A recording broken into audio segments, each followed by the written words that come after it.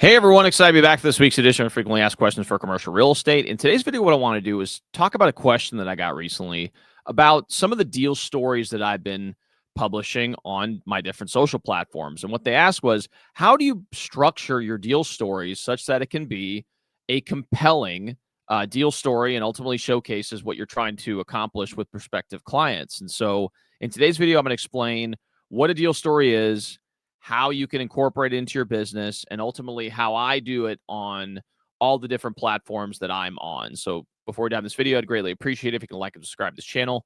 It really does help with the YouTube algorithm and ensures more and more people can hear this message and learn about the many facets of commercial real estate. So now I've done that. Go and like and subscribe below. Let's go ahead and dive into this episode. All right. So the question is, what exactly is a deal story? I like to call it a success story on my website. But the premise of a deal story / success story is the timeline of events from the start of initiation with a client to ultimately getting to the finish line and showcasing what the results you were able to accomplish for your particular client. And so these deal stories can be extremely powerful because they're real examples of ways you've been able to help your clients. So, for example, if you're representing, let's say, a tenant to find a commercial space, you document the process of how you're able to do that and ultimately get them into their commercial space. And at the end, maybe you get a testimonial from your client, put it at the end of the post, and then maybe you take a picture together in front of their new storefront. I mean, that's a pretty compelling showcasing of the ways that you've been able to help those prospective clients. And so some of the best ways or the best people out there that have done this, and actually this person in particular is someone I've learned to do the success stories from, and that is Ed Winslow. If you've read Proof Stacking, or if you haven't, you should definitely check it out. It's a phenomenal book that kind of showcases the ideal of deal stories and how you can incorporate them into your business such that you're ultimately able to secure more business over time. And then also my friend Rod Santamassimo, who's the #1 commercial real estate coach in the world, showcases that with his students. So he always encourages his students to go through the process of creating these deal stories and presenting them on different platforms, whether that's your social media or even mailing, these success stories to prospective clients, such that you may be able to secure their business over a longer period of time. So those are just two examples. But what I thought I'd do right now is showcase how I incorporate these deal stories into my own business such that you can maybe get inspiration and decide to do it similar in your own business. So I'm going to go ahead and screen share. I'm going to share the entire screen here because I think last time I was not able to do that. All right, so perfect. Well, in this case, as you can see, this is my website. I created a separate tab altogether for deal stories or success stories, I should say. The reason for that is that I want my people who come to my website to kind of immediately be drawn to them such that they go inside and check out what the offerings are.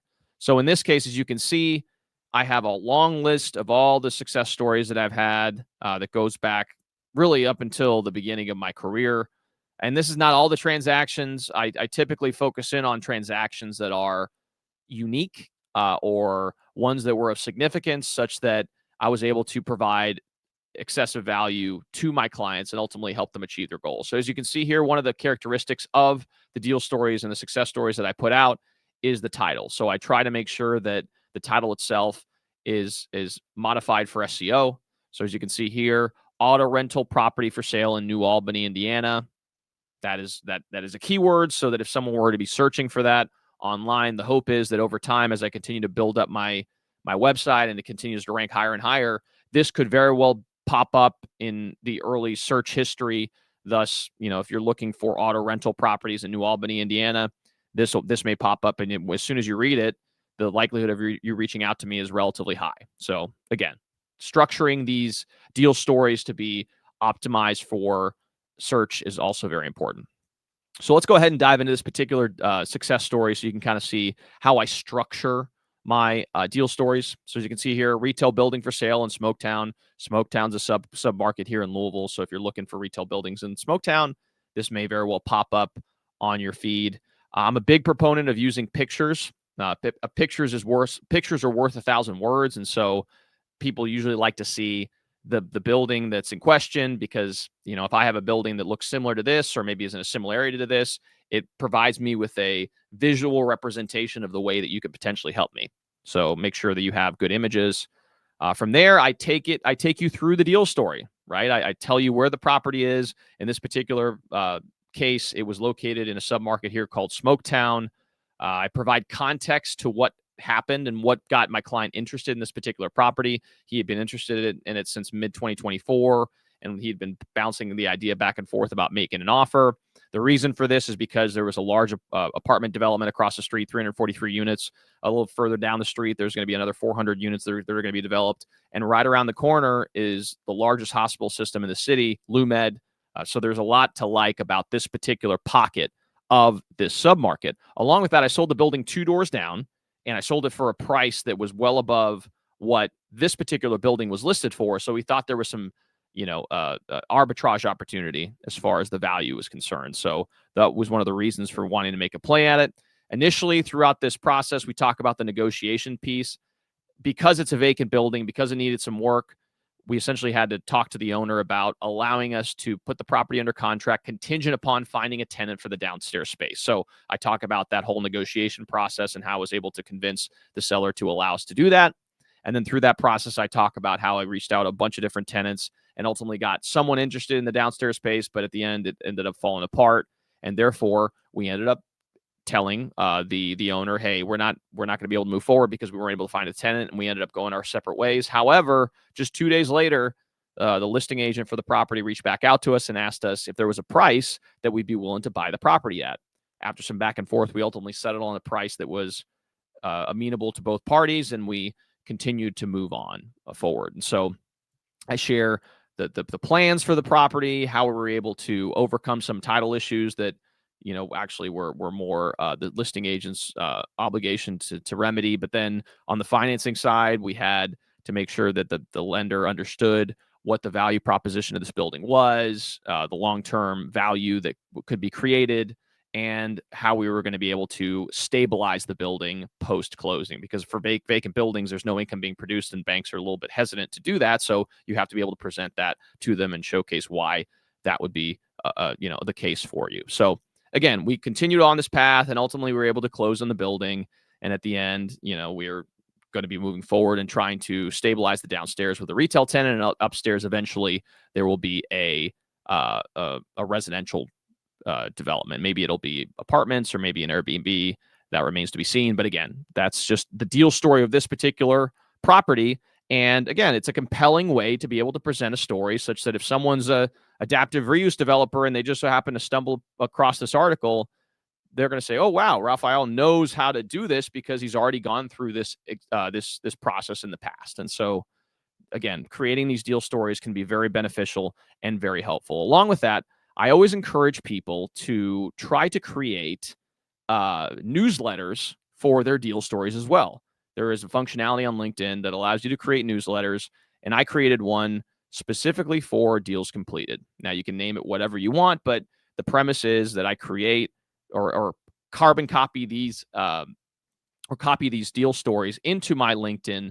And there's some benefits to doing so on LinkedIn. Number one, LinkedIn is a very searchable platform, and so you may be able to benefit from that. Along with that, with the ranking capabilities, if you make sure that your LinkedIn posts are keyword rich, you're going to be able to rank more highly on Google and other search platforms, which is very beneficial.